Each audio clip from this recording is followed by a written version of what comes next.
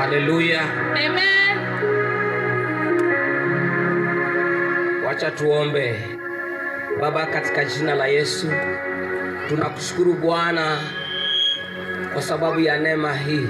Asante kwa neema hii. Asante Bwana kwa kutuajalia siku ya leo kuiona siku ya maana katika maisha yetu. Wako Bwana, unaenda kunena nasi tena, unaenda kutusaidia, unaenda kutukomboa. Pokea sifa na utukufu, maana Bwana unastahili. Nawe utaenda kujitukuza majira haya, utaenda kutenda mambo makuu, utaenda kutenda mambo ya ajabu. Pokea sifa na utukufu, maana unastahili, katika jina la Yesu. Na mtu aseme amen. Amen. Haleluya. Amen. Unajua, katika macho haya unaweza ukaona hakuna kitu kinafanyika, lakini katika macho ya kiroho kuna mambo makubwa yanatendeka mahali hapa na katika maisha ya mtu, kwa sababu sisi hatuenendi kwa kuona, lakini tunaenenda kwa imani. Bwana Yesu asifiwe. Amen. Na neno hili la msalaba kwao wanaopotea ni upuzi, lakini wale wanaokolewa ni nguvu za Mungu ziletayo wokovu. Nguvu za Mungu. Kwa hivyo nguvu za Mungu ziko hapa tayari kuponya, kutenda muujiza na kuokoa mtu. Nguvu za Mungu. Ninahubiri kitabu cha Yeremia 31.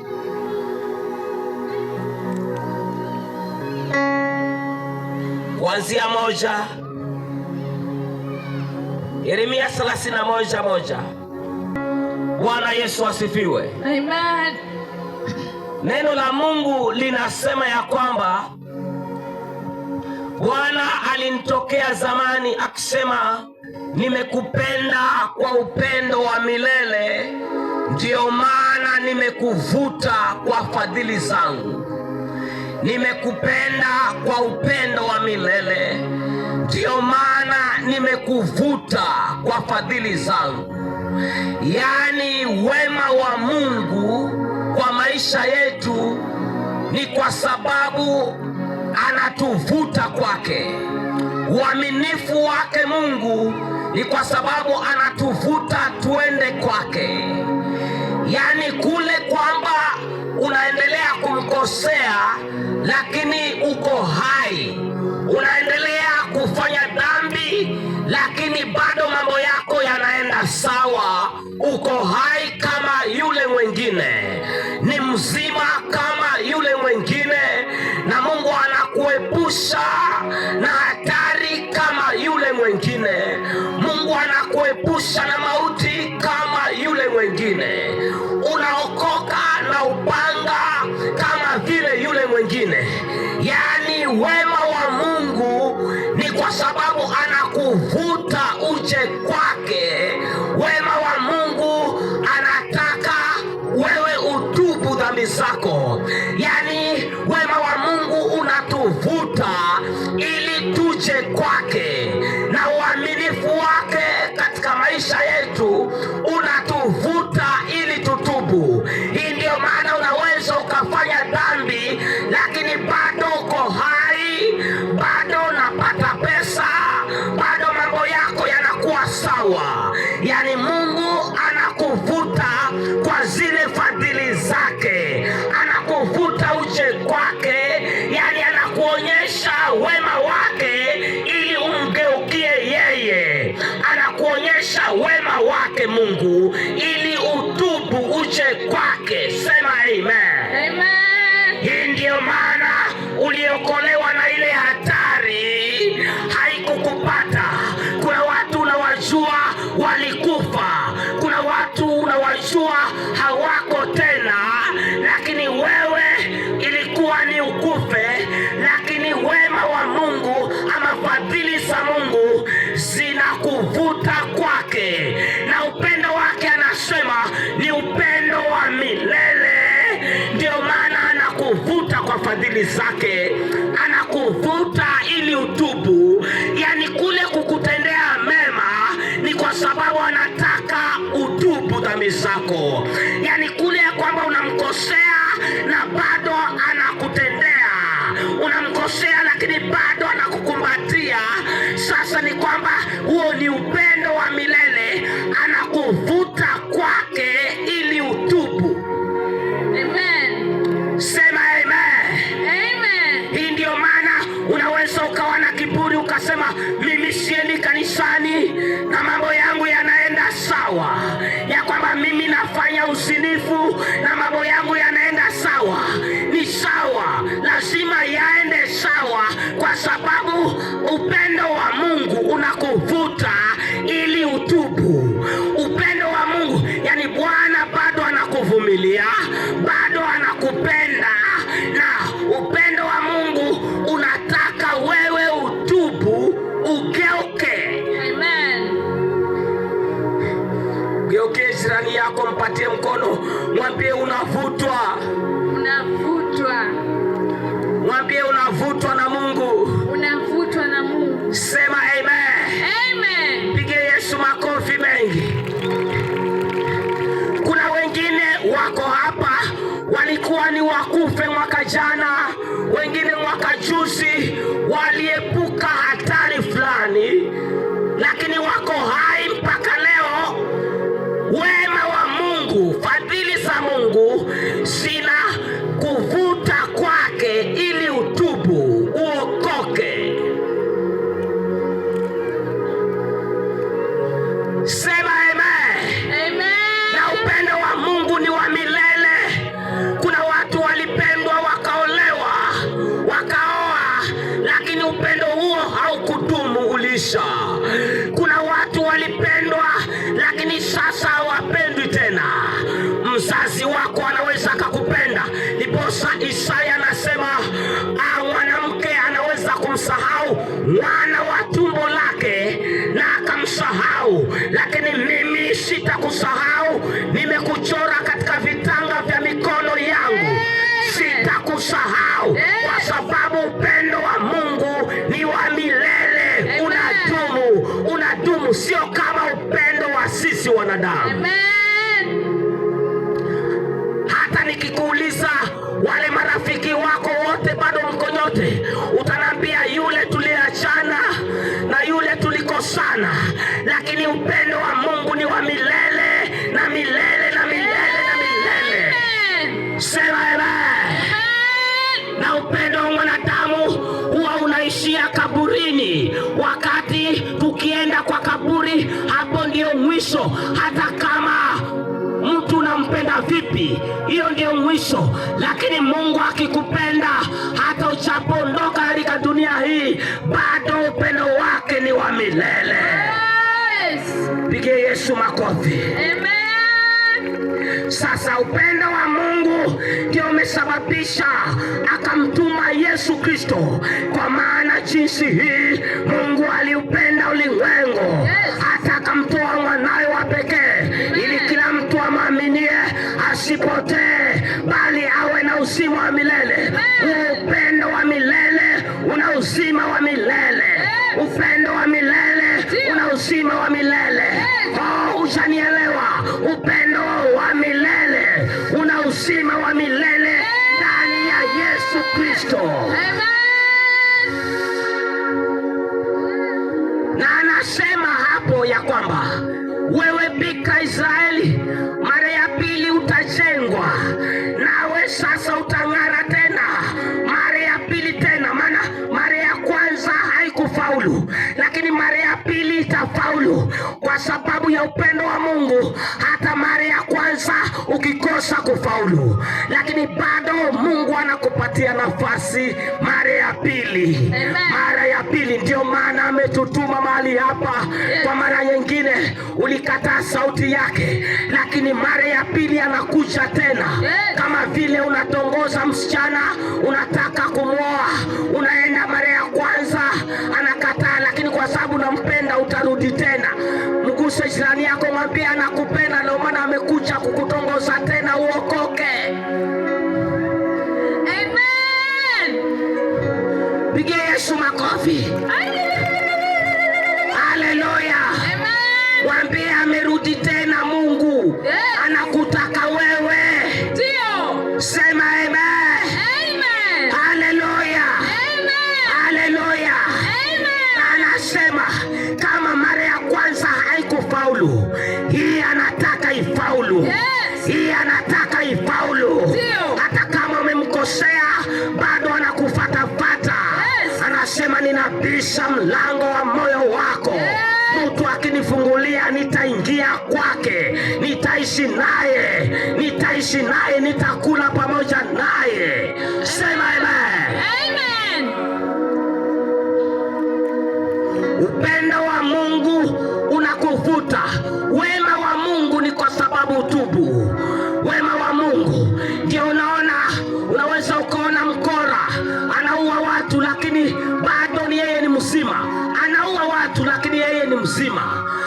Ukaona mchawi anaua watu lakini yeye bado ni mzima, kwa sababu na mambo yake yanaenda sawa. Na unaweza ukawa na kiburi ukasema, mbona mimi nafanya makosa haya tena bado niko hai na mambo yangu yanaenda vizuri? Haleluya. Amen. Hii ndio ilimfanya Daudi akasema, wale wasio haki ndio wanajengwa, mambo yao yanakuwa sawa. Na Mungu akasema, tafakari mwisho wao. Usidanganye kwa sababu ya wema wa Mungu. Wema wa Mungu unakuvuta ili utubu. Amen.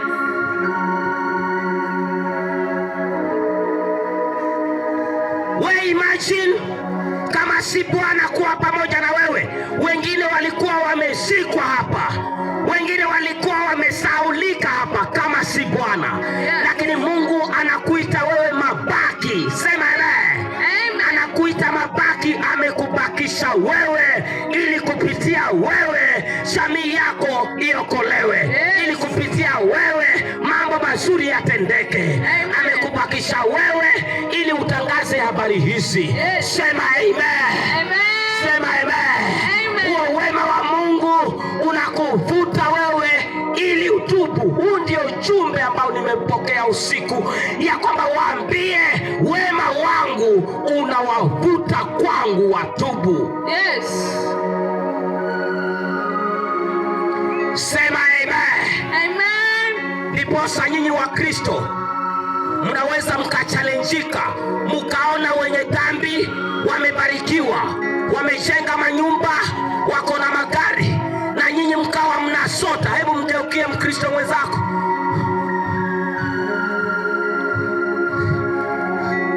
patie mkono Mkristo mwenzako, na ukashangaa yule anatendewa vile, ili at least aone wema wa Mungu, avutwe, aokoke. Amen.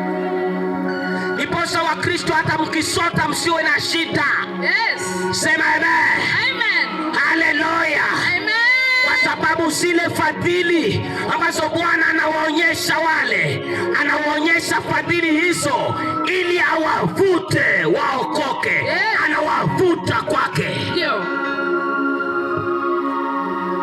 Lakini watu hawamtaki Mungu, hawamtafuti Mungu. Mungu anawapenda, lakini watu wanamsahau Mungu, hawampendi Mungu.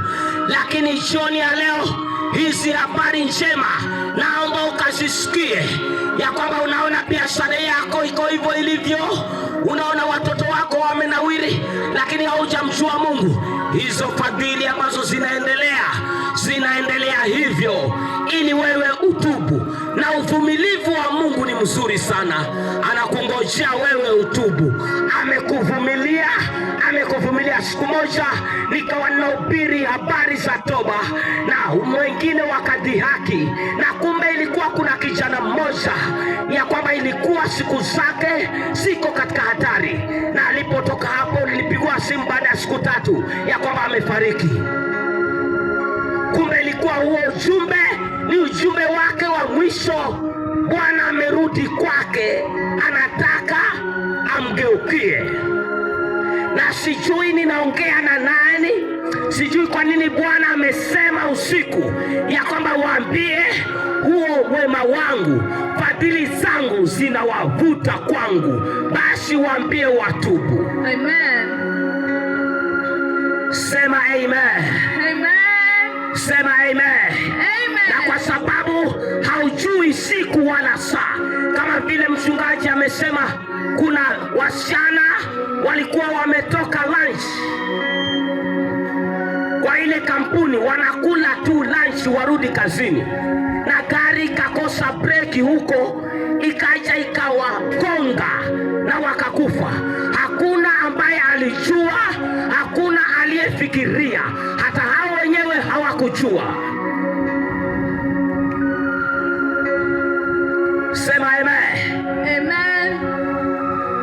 Juzi nilikuwa na ndugu yangu, mtoto wa babangu mkubwa, tukaongea vizuri, na akasema mbona unitembelee kule kwangu? Nikasema sija kujua kule unagema huko kwenu, kwa huko umeenda, mimi sikujui. Akasema naomba umchukue ndugu fulani akulete kwangu tafadhali. Nikasema nitajipanga, nitakuja. Na baada ya wiki mbili alizikwa jana. Manake alipokuwa akigema alianguka na kichwa na akafariki hapo hapo. Na jana nilienda kidogo kwa sababu ya mkutano, saa 7 nikatoka hapo nikaja huku. Bwana Yesu asifiwe. Amen. Na tulikuwa tumepangana kwamba niende, maana alikuwa alioa na mimi sijui bibi yake na watoto wake, tulipesana siku nyingi. Kumbe ilikuwa ile siku tulikutana, ilikuwa tunaagana. Mimi sikutishi kwa maneno haya, lakini wema wa Mungu unakuvuta ili utubu. Yes. Unaweza ukasema hauna shida wewe, kama yule mwanamke. Mtumishi wa Mungu alisema hebu muulize kama ana shida yoyote, akasema mimi sina shida. Lakini ikachunguzwa ikaonekana kwamba hana mtoto. Na watu wengi tukihubiri habari njema wanasema mimi sina haja ya kuombewa, mimi sina shida, lakini tukichunguza tunaona wana shida. Hebu mchunguze jirani yako, muulize una shida wewe? Hata hizo nywele zako zinaonyesha una shida. Pige Yesu makofi. Amen. Pige Yesu makofi. Sasa mimi kama ninaona shida, wewe hauoni shida na hautaki kuja kwa Yesu.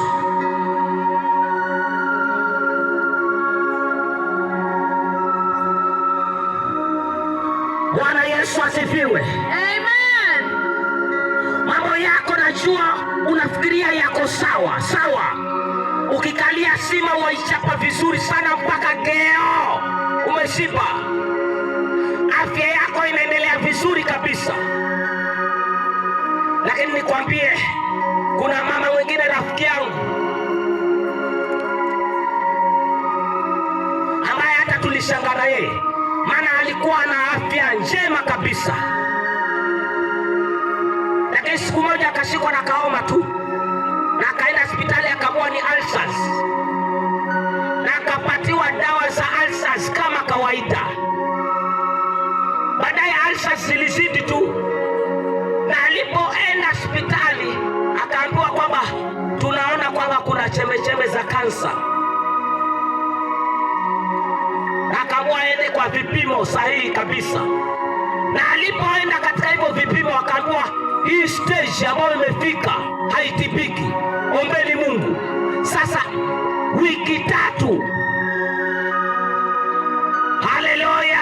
Amen. Kwa hivyo nikajifundisha kwamba unaweza kuwa unaumwa bila kujua,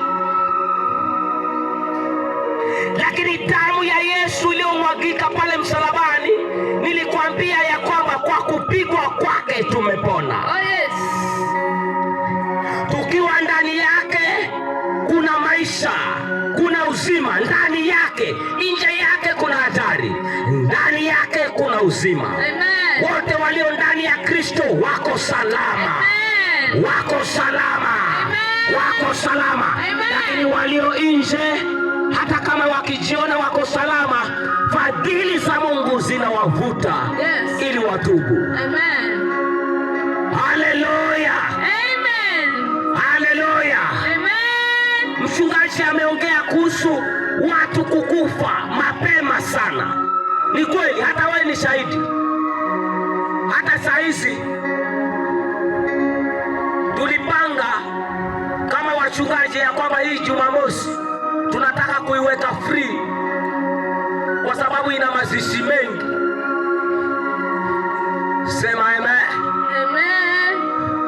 Kwa hivyo tukasema hii Jumamosi tuiweke free, maana tukiweka ikiwa na baraza tukutane, tunaona kwamba mmoja wetu lazima awe ameenda mazishi.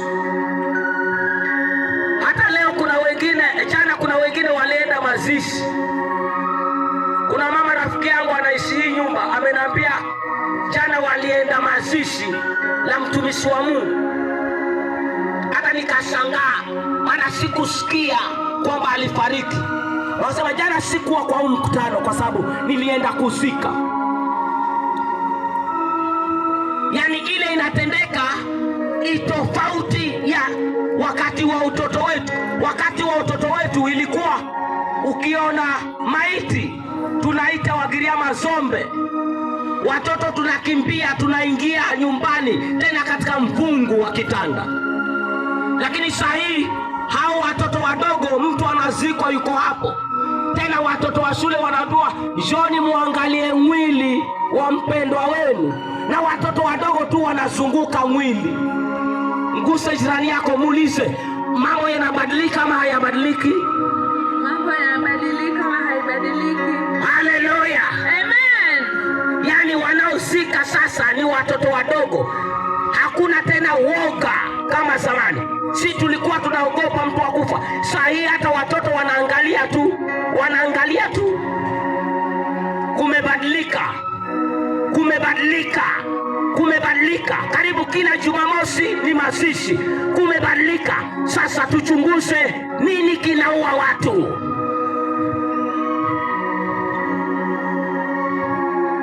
Yohana 10:10. Mwivi haji ila aibe, achinje na kuwa na kuangamiza, bali mimi nalikuja ili muwe na uzima, tena muwe nao teletele. Anayesababisha hivi vifo ni shetani. Ni shetani, kazi yake ni kuua. Kiboko ya shetani ni Yesu Kristo. Sema amen. Sema amen. Maandiko yanasema wote walio ndani ya Kristo uhai wao umefishwa ndani ya Kristo katika Mungu. Amen. Uhai wako umefishwa ndani ya Kristo. Yani umefishwa. Yani ni kama hivi, Biblia ni hivi usione, ndivyo uhai wa Mkristo umefishwa. Yani shetani akitaka kumuua mtu wa kuokoka ambaye amesimama, ni amuue Yesu kwanza ndio aje kwake. Haleluya. Na hiyo haiwezekani. Haiwezekani hiyo. Yesu ndiye aliyeweza kuharibu, yeye aliyekuwa na uwezo wa kuharibu nguvu za mauti, nguvu za ibilisi. Sema amen. Ni Yesu peke yake. Na kwa nini ni Yesu? Wacha nikuonyeshe kwa nini ni Yesu. Mitume wote na manabii walionja mauti, mauti hawakuiweza. Hata Mtume Muhammad pia alizikwa na hakufufuka. Manabii wote walizikwa, hawakufufuka. Hawa tunawasoma, nimesoma kuhusu kitabu cha Yeremia, alizikwa, hakufufuka. Yule mtume ambaye unampenda sana, unamfatafata, alizikwa na akaenda kabisa. Lakini kwa nini ninamfuata Yesu? Kwa sababu alikufa, akatundikwa juu ya mti, akazikwa, siku ya tatu akafufuka. Siku ya tatu akafufuka. Huyo ni mwanamume, mtu ambaye alikuwa na uwezo wa kutoa uhai wake, alafu tena auchukue mwenyewe. Sema amen. Ndio maana unatuona hapa tunamfatafata, hatuna akili zetu timamu, hatuwezi kufatafata pesa zetu Bwana. Hebu mgeukie jirani yako, mwambie tumesoma tena tuna pesa. Unafikiri tumechanganyikiwa tufuate mtu tu hivi? Hata wale wanasiasa mpaka wakija kwetu mpaka watuangalia, hata wao wenyewe wanatupigia saluti. Sema amen. Amen. Sasa sisi hatuwezi kufuata mtu hivi hivi mpaka tumwangalie. Yesu tumemwangalia ni wa kufuata. Sema amen. Amen. Yesu tumemchunguza anatosha. Yes. Maana alikufa. Siku ya alikufa kama wengine. Yes. Alikuwa na mwili huu. Alikufa kama wengine. Lakini sasa kukatokea muujiza. Yes. Walipoweka hilo jiwe katika ile kaburi. Yes. Na wakaweka walinzi. Haleluya. Yes. Malaika akashuka. Yes. Akalivingirisha jiwe. Wako hapo na hawakuona. Yes. Wako hapo na hawakuona. Sema amen. Waliokuzika katika nguvu za giza unaweza ukafufuliwa na yeye. Waliokuweka mahali huwezi toka, yeye anaweza kukutoa. Sema amen. Haleluya. Halafu kuzaliwa kwake kulikuwa tofauti. Sote tulizaliwa ile kawaida, lakini huyu Biblia inasema Bikira Mariamu akachukua mimba kwa uwezo wa Roho Mtakatifu. Bikira alikuwa hajui mume. Sasa kama unafikiria Yesu ni mzungu, kuna mzungu alizaliwa hivyo?